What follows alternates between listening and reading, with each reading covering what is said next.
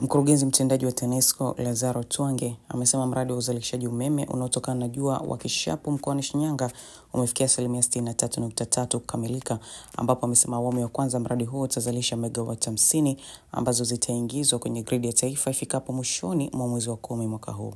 Mkurugenzi Twange amesema hayo Juni 8, 2025 alipofanya ziara ya kukagua maendeleo ya mradi huo ambao unagharimu kiasi cha shilingi bilioni 118 kwa awamu ya kwanza, huku awamu ya pili ikitarajia kutumika kiasi cha shilingi bilioni 204.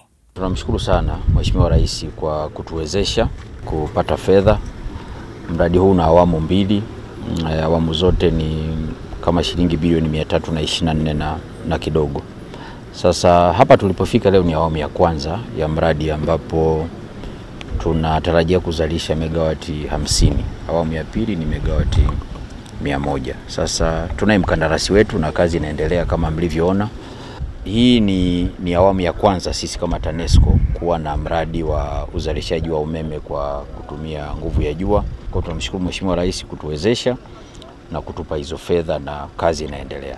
Kwa ujumla tuko asilimia kama 63 ya utekelezaji wa mradi na tunatarajia mwishoni mwa mwaka huu mwezi Oktoba tukifanikiwa kusafiri vizuri na mkandarasi na vifaa vyote ambavyo vingine viko njiani vikifika tunavifuatilia, tutakuwa tumemaliza mradi wetu.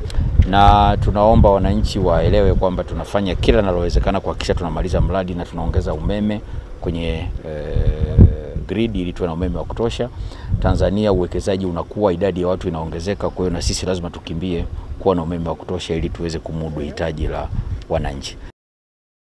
Mradi bado uko kwenye hatua ya ujenzi, umefikia 63.3%. Huu ni mradi wa teknolojia ya sola ambao ni safi, haichafui mazingira. Mradi wa teknolojia ya sola una faida nyingi. Kwanza ni kupunguza hewa ya ukaa kwenye mazingira, kwamba tutakuwa na uwezo wa kuzalisha umeme bila kuchafua mazingira. Lakini pia kingine, huu mradi utaongeza uzalishaji kwenye gridi ya taifa. Kwa hiyo tutaongeza kiwango cha umeme kwenye gridi ya taifa. Mtazamaji, endelea kufuatilia mitandao yetu ya kijamii ya Instagram, Facebook, X na TikTok kwa jina la Sat Media. Mimi ni Jacob Martin.